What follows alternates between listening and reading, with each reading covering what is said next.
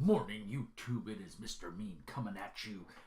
Very sunny Duluth, Minnesota on this Tuesday morning at 9:40 a.m. I hope everyone is doing well. I tried to live broadcast this review of EarthAD 2.0 role-playing after the Cataclysm yesterday, but for some reason I did something wrong. I'm sure I screwed it up.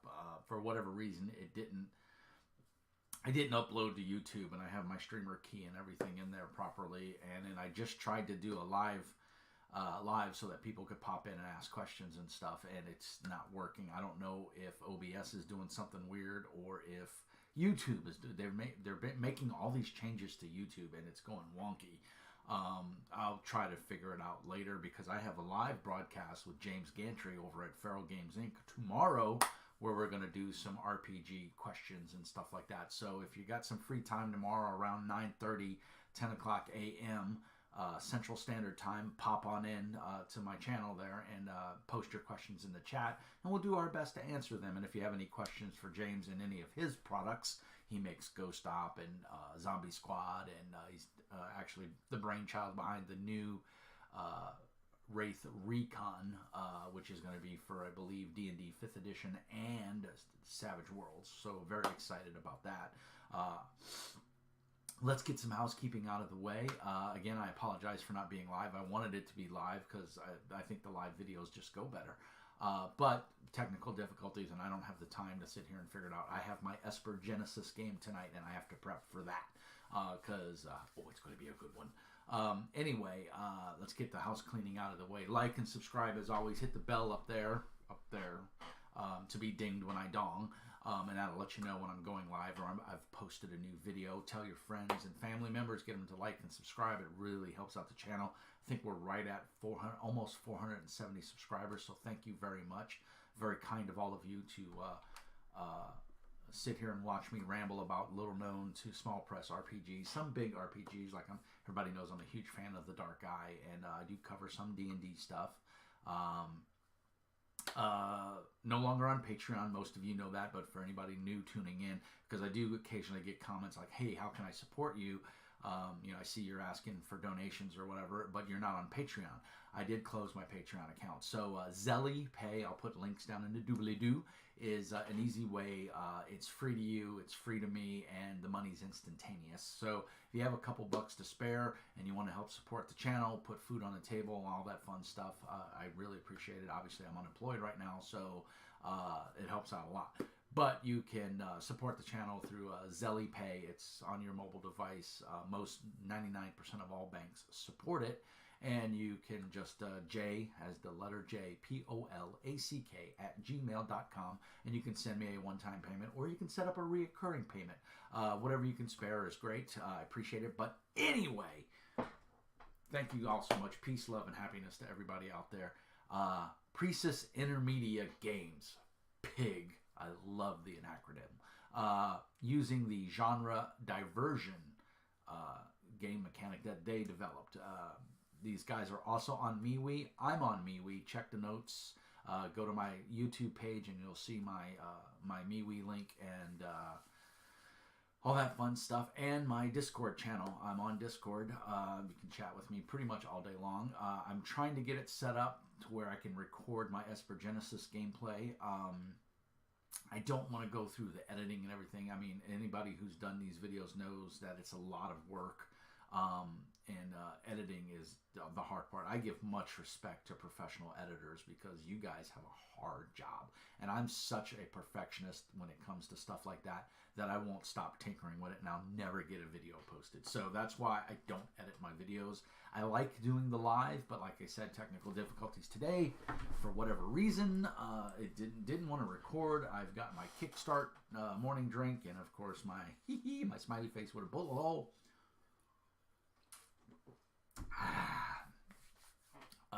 Let's see. So these guys used to be called Politically Incorrect Games. Why they changed their name, I don't know. Hopefully Brett will come on, or one of the other guys will come on and tell us why in the show notes. That would be great in the comments down below.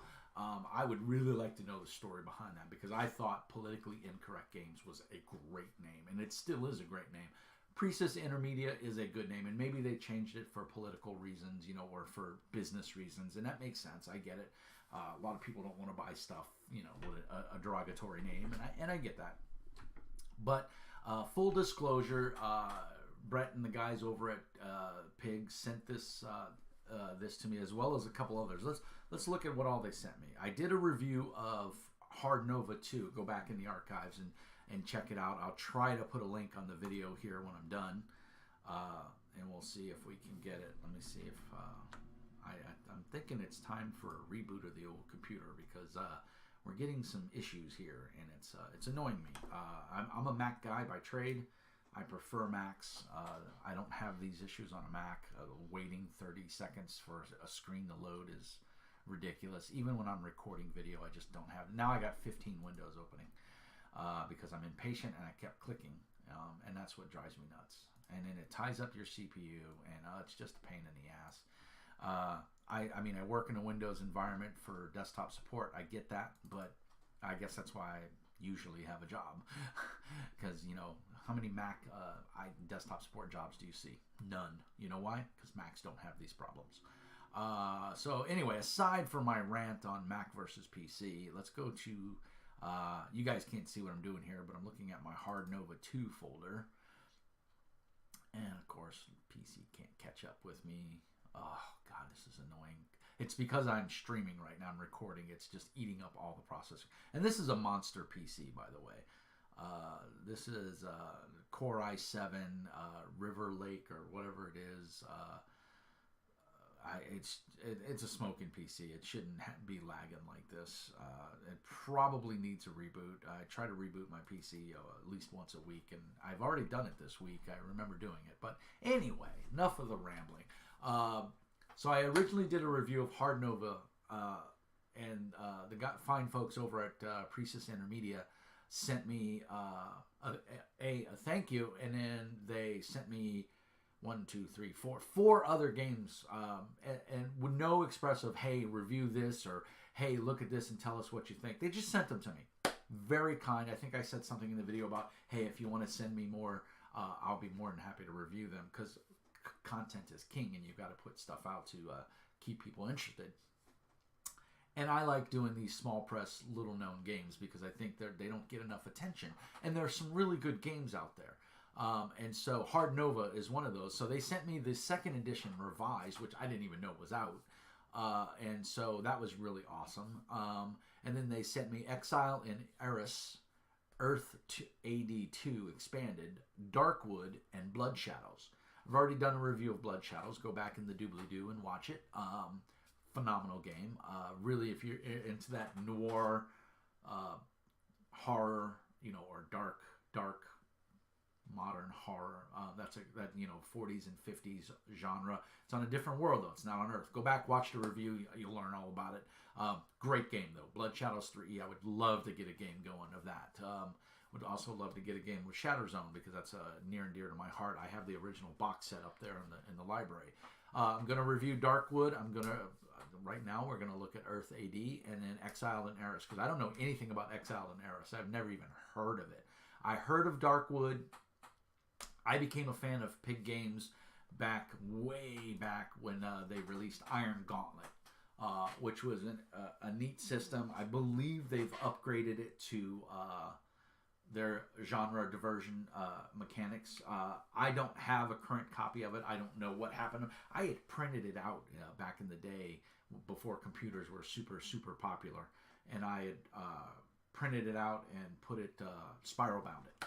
But these guys, and I'll put a link to their website. It's PIG.com. You can't get any easier than that. But these guys do great products, guys, and you should definitely check them out. But like I said, full disclosure, they sent me a free copy of this game, not with the expectation that I would review it. But I did say, hey, if you send me a copy, I will review it. So the onus is on me. I'm unemployed, so anytime I can get a free copy of a game, why not? But very kind of them nonetheless, because I'm a firm believer in this takes food out of their mouths. And while everyone says, oh, it's just a PDF, it's a PDF that they sell on their website. So that's one less sale they get by giving me product. And I do appreciate it, which is why I do the video, because I want to promote their game, and hopefully you'll watch it and go, hey, I love Cataclysm role-playing, and I love, mutants and Road Warrior type games. So for $10, I'm going to go buy it. Let's, as a matter of fact, before I misquote, let's look at the price of the game and see how much it cost. I believe it's $10, but I'm not sure. I'm firing up my browser here, and again, it's taken longer. I should have had it already up. Let me go to their website. I use Brave as my browser of choice. Let's see here. They've got 1, 2, 3, 4, 5, 6, 7, 8, 9, 10, 11, 12, 13, 14, 15, 16, 17, 18, 19, 20, 22, 23, 24, 25, 26, 27, 28, 29, 30, 31, 30. 32 games on their website. They also do a full line of paper miniature games. So if you're into like 40K and you want to try something a little lighter, maybe you don't want to, or you want to use your existing 40K miniatures, you can check out some of their miniature games. They've got some cool stuff. They have a nice message board. Brett Bernstein, the owner of the company, has his blog up here. He's also on MeWe. They even have a link to follow them on MeWe. I'm on MeWe, so go check it out. But let's look at EarthAD and see how much it is. One of the neat things I do like about their website is they also have all their related stuff on that page. So I go to the EarthAD page. I'm sorry, I should have set this up where you guys could see what I'm doing, but I just wanted to get you a copy. See what the core... So, okay, you can't beat this, guys. $4.95 for the PDF. You can get the expanded for $8.95. This is the expanded version of EarthAD, including the enhancement pack and the Submariners add-on. So you get two kind of add-ons for double the price, $8.95. That's just awesome. That's great price. You can get the Submariners pack for $2.95, the enhancement pack for $2.50. So totally makes sense. And then of course they have their disposable heroes, which are, paper heroes that you can print on your own, and you can have those. You can use them, and you can either stand them up or lay them flat, whatever you want to do. But yeah, so PIGames.net, PIGames.net is the website. I'll make sure I put a link in the doobly-doo down below. But I just think that's awesome that we can see that. So without further ado, in this rambling, 10 minutes into the video, I'm such a rambling about 12 minutes and 45 seconds. So I'm sorry, guys. So Priestess Intermedia, Genre Division I, using their mechanics, EarthAD.2, role-playing after the Cataclysm. First of all, cool cover. I like it. Obviously, Ruins in the background. This dude with a gas mask on, holding a Beretta. Looks like a 92F. And, all of his gear, his rope and everything. The image sells it right there. I mean, you look at that image and you say, shit, we're in the doo-doo now. Dude's wearing a gas mask. It's not good. But we're not going to go through the whole book. We're going to go through it. It's a whopping 139 pages. So if you do download it as a PDF, it's not going to be super taxing on your printer. It is pretty much all black and white except for that cover page, and I think the very last page is color as well. Let's double check that. If I can get, again, my computer's being stupid. Yeah, the very last page is black and white. So yeah, we don't have to worry about, only the first page is color. If you're like me, when I'm working, I have access to the printers at work. I always ask for permission, and 9 out of 10 times they say yeah. So, obviously if you can print it at work, or if your job has a print department, that's even better because they can print it really nice on better paper and all that fun stuff. A lot of times you can go to your print department and buy your own ream of really nice paper and say, hey, can you guys print this file on a thumb drive? And, you can do it at Kinko's or Office Depot or whatever. It is going to cost you, obviously, and it's not going to be terribly cheap. But if you bring your own paper in, it's a little bit cheaper. So a little pro tip for you. And then you get it coil bound, and you'll have a book for years. The one thing I don't know is if this is in digest size like their Hard Nova books, or if it's a full size 8.5 by 11. I'm pretty sure it's in their condensed format. but being the digest size, which to me is awesome because it's easy to carry it around and take it places. So either way, so inspiration here is exactly what you would think: Planet of the Apes, Beneath the Planet of the Apes, Battle for the Planet of the Apes, the TV series, Mad Max, all the Mad Max, Escape from New York, Escape from LA, Waterworld, The Postman. And I'm telling you right now, if you haven't seen The Book of Eli, that's a great one. Also, Omega Man, Charlton Heston, great. I mean, 1971. This is a classic, and you can definitely feel the inspiration in this game from those inspirational movies and TV shows that they watch. What you need to play. This is what I like about PIGames. 2d6 and a pencil. That's all you need. You've got the character sheet in the book. You can photocopy it. If you downloaded the PDF, you can print it. That's all you need. There's a ton of pre-gens in here. We'll get to those later. There's a bunch of adversaries in here. We'll look at those. They're all towards the end of the book. The book is laid out really well, clear, concise. There's no layers here. There's no funky backgrounds. It's just black and white text, simply laid out. Very well done. All the pages are numbered, and everything you need to play is in this book. It is clear and concise, which to me is the best part of any game. Again, we recycle the art, but it's perfect because it fits into the theme. They just threw a little light behind him. Rules of play, it gives you the genre diversion rules. It's very simple. It's a rating. Your character abilities are fitness, awareness, creativity, reasoning, and influence. They're rated from 0 to 5. And then character skills are rated from 0 being untrained to 8 being that you're an expert. This is a 2d6 system, and you want to roll a margin of success. So you're going to add those two numbers together. That's going to give you a total. The GM's going to give you a target number, and you want to roll lower than that target number, but lower than your attribute and your skill, because the difference between the two is your margin of success. If you roll over, it's a margin of failure, and then that's bad. So obviously, the higher your abilities and your skills, the more you're going to succeed. Because you're going to have a margin there when the GM sets a really high target number. And now I'm second guessing myself. Okay, let's. I would just want to double check and make sure. Okay, it's not going over the rules yet, but we'll double check it. Make sure. I know that's how it is in Hard Nova, but I could have it reversed. I have so many games going myself. The point is, it's a 2d6 based system, and you have margins of success and margins of failure, and that's the important part to remember. Then you have your stock when you're creating a character. This is what sets this game apart, because who doesn't want to play a game where you can be a ROM, a radio-operated mutant? And if you read the little blurb, I'll leave it up on the page here for a second, or you can pause the video. You're basically a radio-controlled murder machine.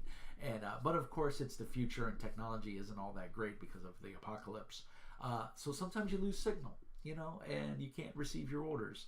The bad part is you get captured by the pure strain paranoia, and they take these mutants and they hook them up with all these cybernetics and weapons, and then they literally radio control them, so you have no free will. But the reason you can play one is because you get outside of their zone of influence, and you can be your own character again. Now the downside is if you go back into their zone of control, they may take control of you, or if they find you again, bad things can happen. So you've got, of course, your mutated humans. You've got your pure strains, or pures as they're called. Everybody has Mutt is a mutated human. You've got every kind of thing that you could think of. Rejected human carrier, which pretty funny if you read about them. Robotic implanted humans, or rippers. Evolved animals. This is the part I like, because everybody knows someone who's that furry. They want to play, a feline character, or they want to play, something weird. And here you can do apes, avians, bears, cephalopods, cetaceans, crustaceans, cats. You name it, you've got it. They've got aliens. I love the testudodines, which are basically your turtles, and I love wolves. I'm a big wolf fan. So I would obviously play a evolved wolf. But anyway, those are your stock. That's what's called your stock. and that's what you make your character from. And then, of course, there's aliens, but again, the world is a shithole, so why are the aliens there? Did they cause it? You can go any way you want with this, but there's not a whole lot of aliens, and so they kind of leave it up for you to describe. Your character health, fatigue, injury, infection, it goes through all this. And then you're creating your character, your steps. There's 5 steps to creating a character, which step 5 is getting your gear and stuff. So that's me. But all your gimmicks and gimmicks are the cool thing that set you apart from everybody else. They're like edges and hindrances in Savage Worlds. So if you're a big Savage Worlds fan, I highly recommend you take a look at this game, because it is just as easy to run, if not, dare I say, easier than Savage Worlds. I have not looked at the new Suede rules for Savage Worlds. I do plan on picking them up when I have a chance. But yeah, this is basically what you do need to make a character. It's that simple. And you just follow the steps. I mean, it's all clear and concise. All your skills, they give you some information on all the skills, which is everything you need. And then gimmicks, and all the gimmicks you need. And the gimmicks, they affect your stats and your skills, and you just go from there. And they'll tell you how to adjust, or plus or minus whatever, and what you need to do. And man, I mean, you're solid. You're good to go. You have a character, and here's your master skills. Obviously, some skills can only be tried if they're trained, and then it's bad. Here's the character gimmicks, a master list. So this is real nice. Give a blank character sheet, that 1 through 5 list of how to make a character, and then this page to your players. You can be up and running in 30 minutes or less. I guarantee it. Your hardest part is going to be choosing the gimmicks, and it tells you how many gimmicks you get based on what you have, what stock you chose. Transports, they're real big in this. They devote a whole chapter to vehicle combat, whether it be on land, air, or sea, which I think is awesome. And it's vehicle gimmicks, damage to vehicles, everything like that. The art appears to be pretty stock, but it's its own style. It's consistent throughout the book, which I really like. I like it when the art in any game is consistent, and they nail it here. The layout of the book is consistent. They don't go to any funky fonts in between paragraphs. I like that. Keep it simple, clean, and concise, and they do it very, very well.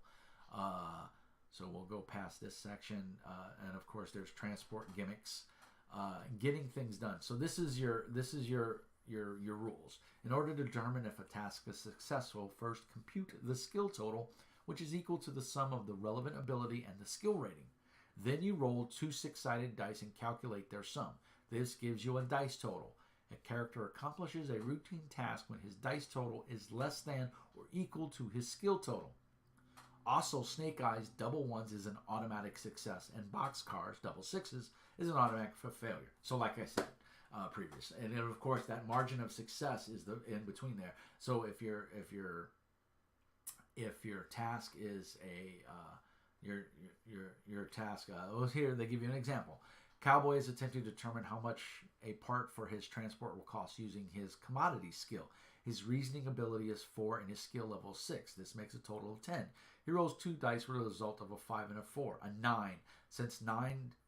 Since this total is less than the skill total of 10, the task is successful, and Jim is very close with his assessment. So you add the 2 together, that gives you your total. You roll your dice. Your margin of success is if you get below that total. If you go above it, you fail. Or if you roll boxcars, that's a critical failure. If you roll double ones, critical success. Difficulties, just do that.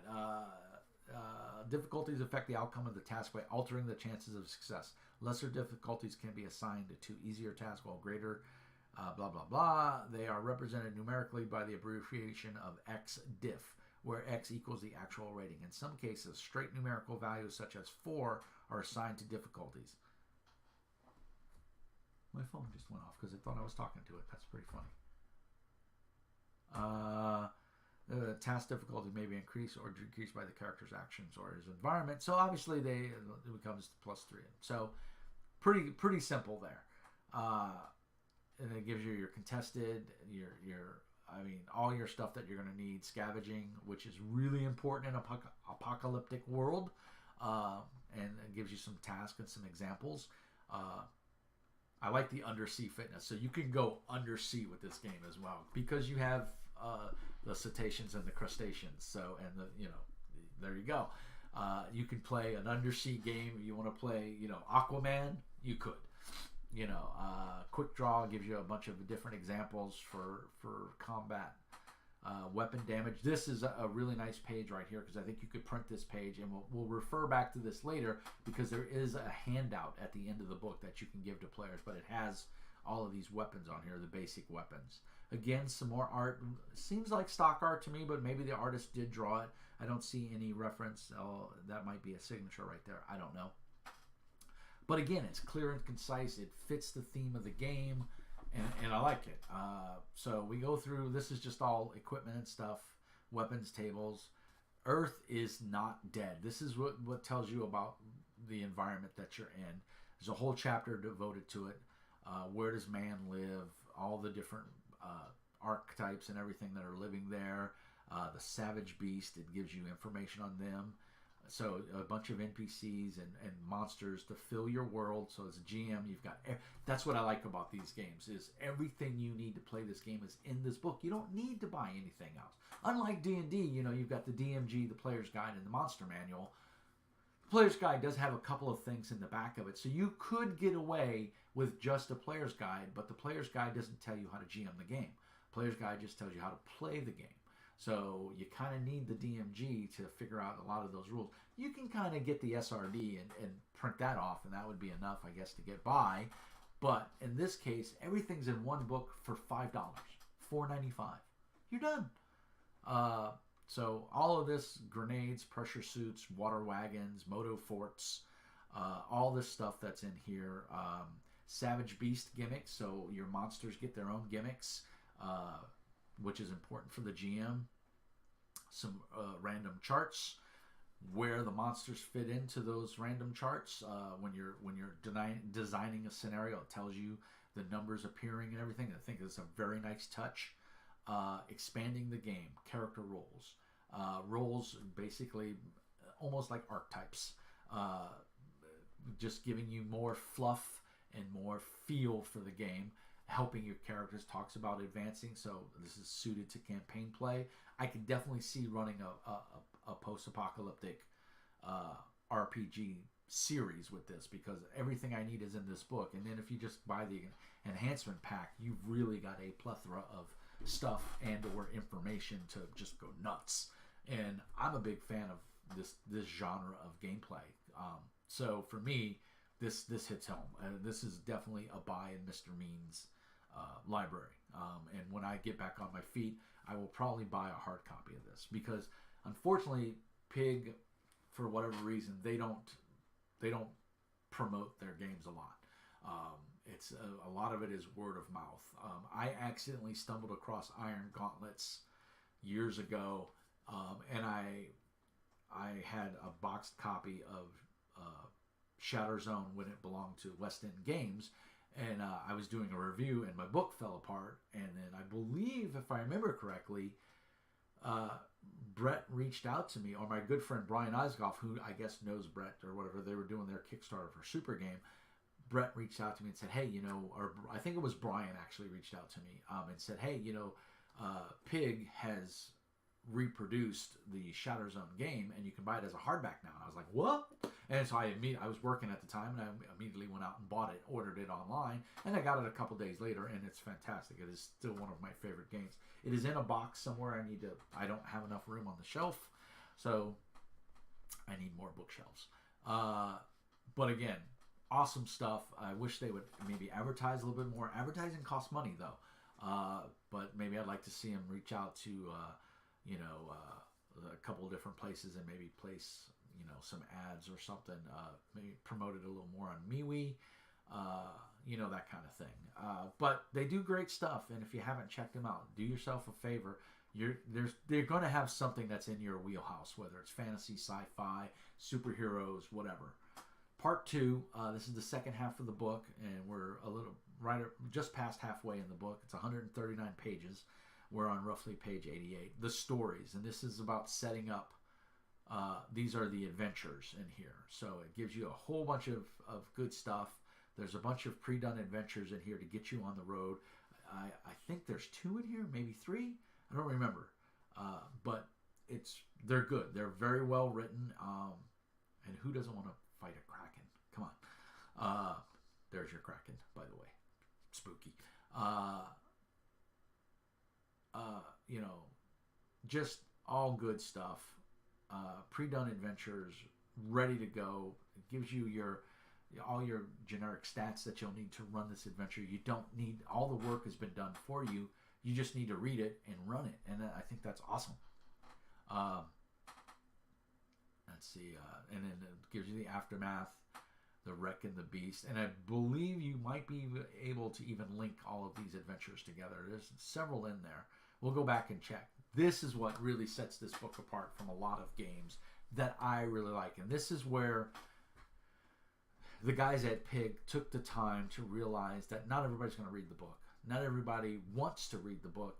They just want the generic information in front of them, easy to reference, and they did that. This is great for your GM screen, your homebrewed GM screen, like your master screen. I've done a review of one of them. It's back in the archives. Go check it out. But this is perfect. Basic reference. Everything you need is here. Transport speeds, difficulties, your task margins of success, radiation, health. Basic information is right there. You can print this out, give it to the players. You can put it on the inside of your GM screen. Personal combat reference. This is that page I was referencing earlier that you could print out and give to the players because it's got everything they need. It's got all their modifiers, range, damage modifiers, armor, and weapons. And then there's some information down here to explain all the annotations that are made on the sheet. So again, second page of your GM screen, give a copy to the players. Everybody's on the same page.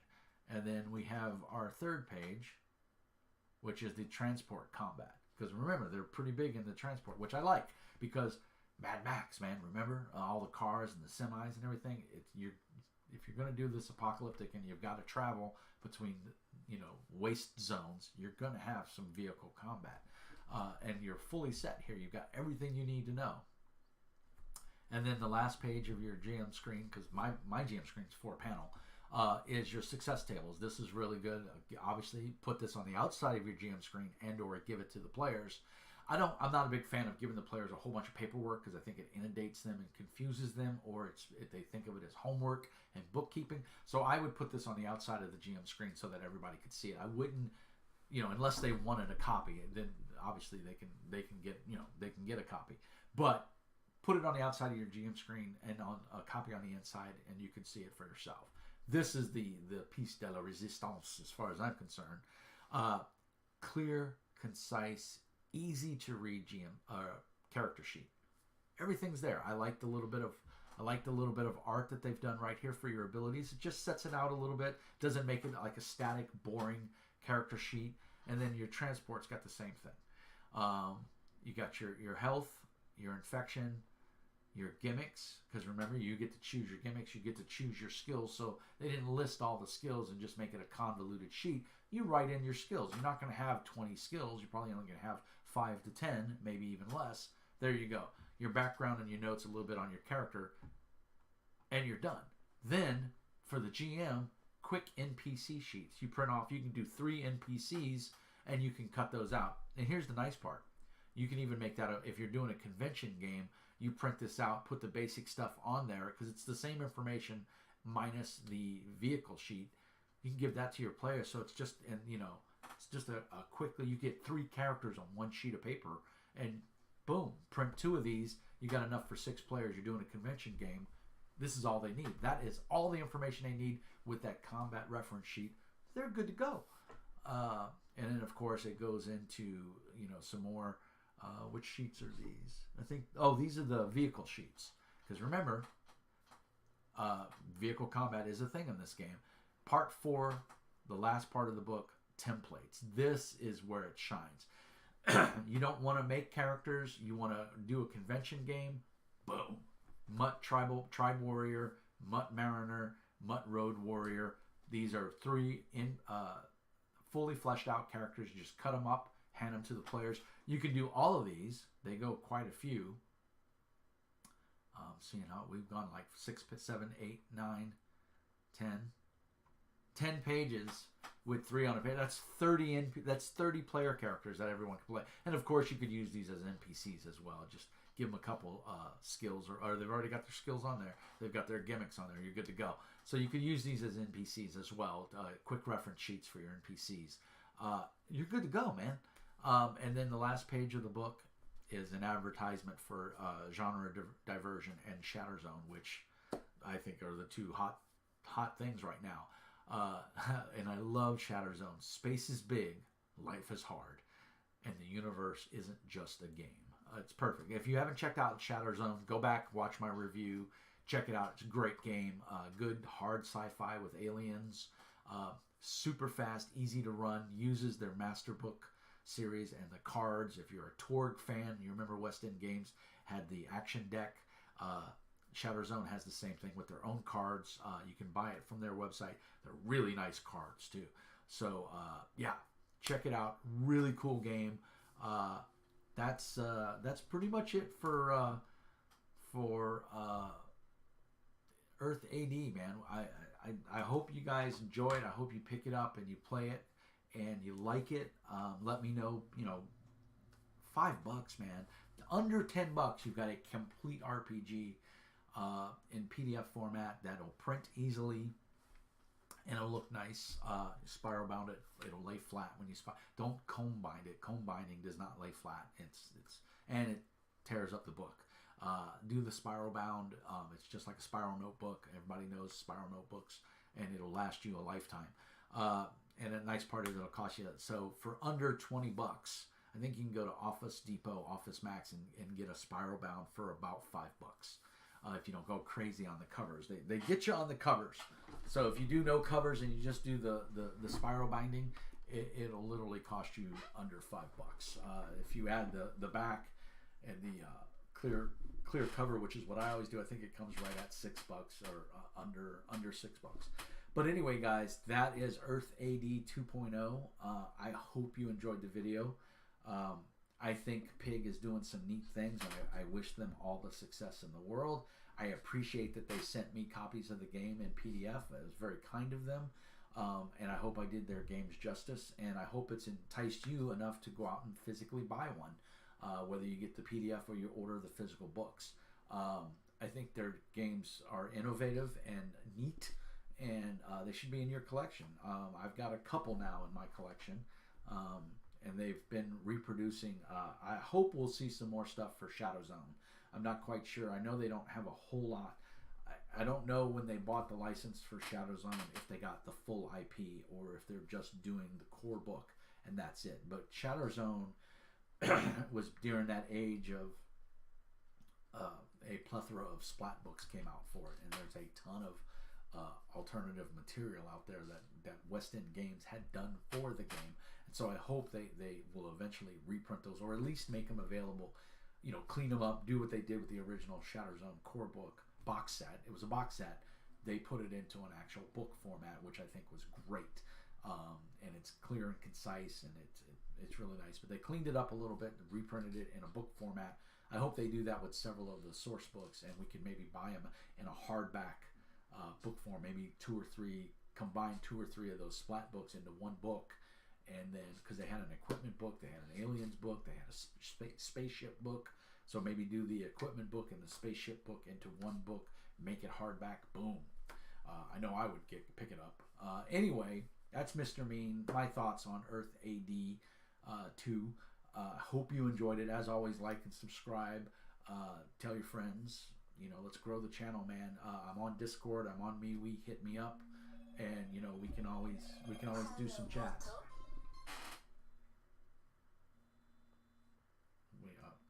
Sorry, my phone is going off. I apologize for that. Anyway, thank you so much for watching. I appreciate it.